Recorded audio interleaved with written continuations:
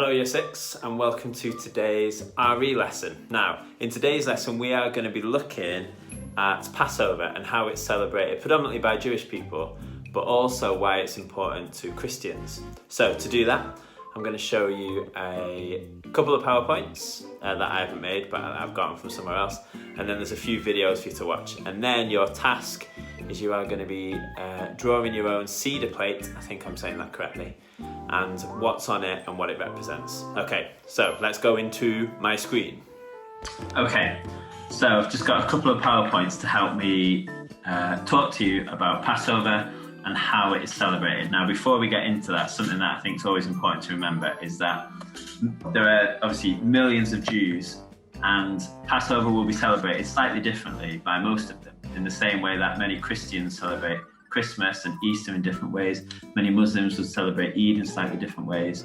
So just because of the videos that we'll see or the PowerPoint that we see today doesn't mean that all Jews celebrate it in this way, okay? So, Passover, how is it celebrated and what is it all about? Well, what do we already know about Passover? So it's an important festival in the Jewish year, and it's also known as Pesach. Now, I am going to straight up apologise that my pronunciation of most of these words is going to be terrible. So I apologise, but we'll try our best. So Hebrew is the ancient language that is the official language of Israel. Jewish people, a person whose religion is Judaism, is the people follow the religion of Judaism, which is one of the oldest religions in the world. They believe in one God. The holy book is the Torah, which contains many rules to help them live well. It also contains many stories about the first Jews, the Israelites, including the story of the first Passover. Now, I know in school we've talked about Judaism and Christianity and Islam and the links that they have throughout their history. So, when is Passover?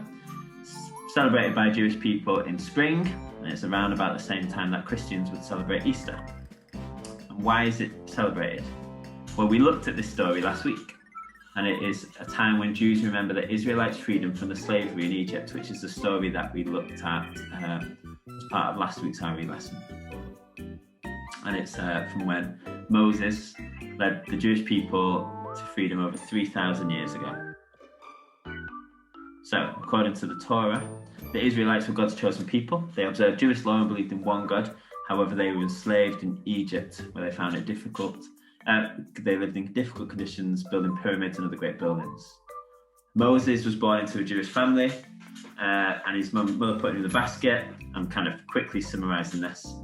And then he was found by the Pharaoh's family and raised by them. As he grew older, Moses wanted to learn more about his Jewish heritage, so he left the palace. And then God spoke to him in a burning bush and told him that he had to lead his people to freedom. And after a long struggle, Moses managed to do that. And Moses parted the Red Sea when God performed the miracle for him to get through. They spent many years travelling through the desert with not much to eat or drink, but God watched over them and provided them and protected them. So, one of the big things that is part of the Passover celebration, which goes on for 7 or 8 nights, is a special service called a Seder.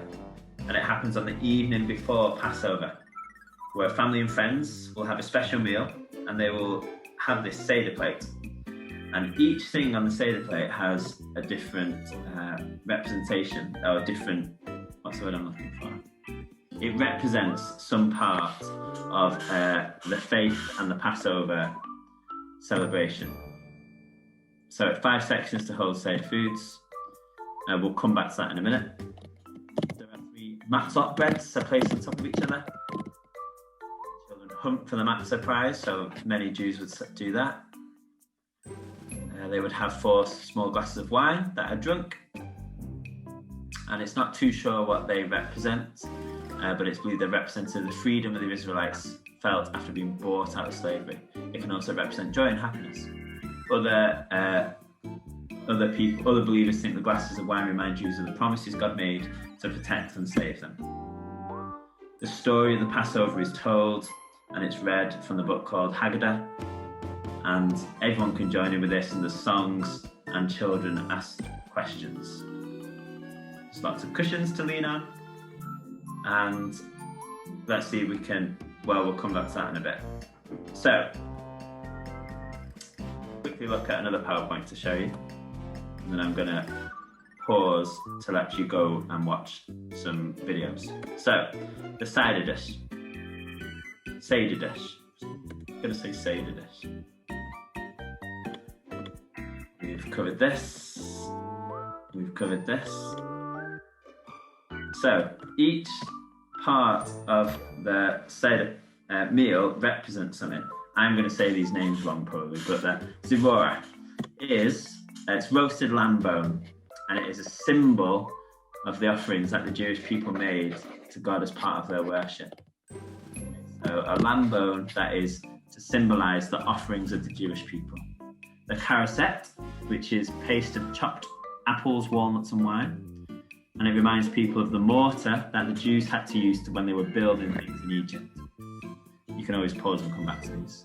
The maror is a very bitter herb made from horseradish, hope I can say, and it's a symbol of the suffering that the Jewish people, so that bitterness is a symbol of the suffering.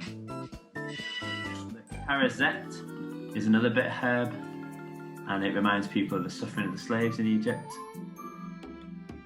The karpas is a small slice of vegetable which dips in salt water, and it reminds the people of the tears that they shed. And then finally, the biatza is a hard-boiled egg, which again represents some of the offerings. So we have the 5 different parts. This slide is possibly a good one that you can use to pause on when you're actually doing the task. So, your job. You are going to watch the other videos that are in the link to watch. So there's 3, they last about 3 or 4 minutes each. And then you are going to draw and label your own cider plate, which I'm going to show you how you might do it now.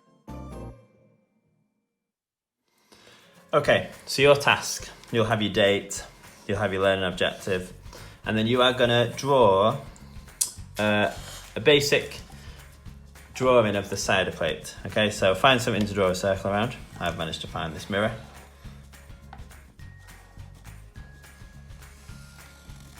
And then within that cider plate, there are going to be 6 smaller circles. I'm just going to go 1, 2, mine's starting to look like a face, that's not great. 3, 4, 5, 6.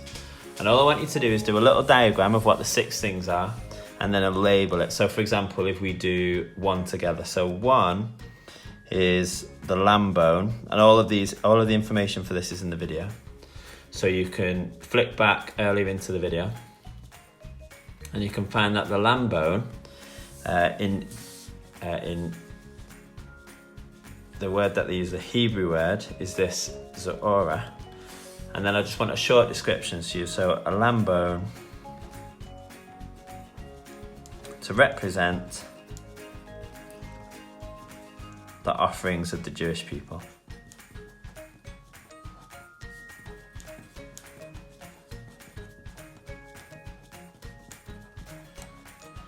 And you would carry on to do all 6. You might add a bit of colouring to make it look lovely. So that is everything that I want you to do for today. There's the links to watch the other videos to get more information. Really encourage you to watch those videos. And then obviously get it uploaded to Dojo, and then I can have a look at it. Okay, you 6, work hard, and I will see you in the next, something with an R, the next, I'm struggling, the next RE lesson. See you later, year 6.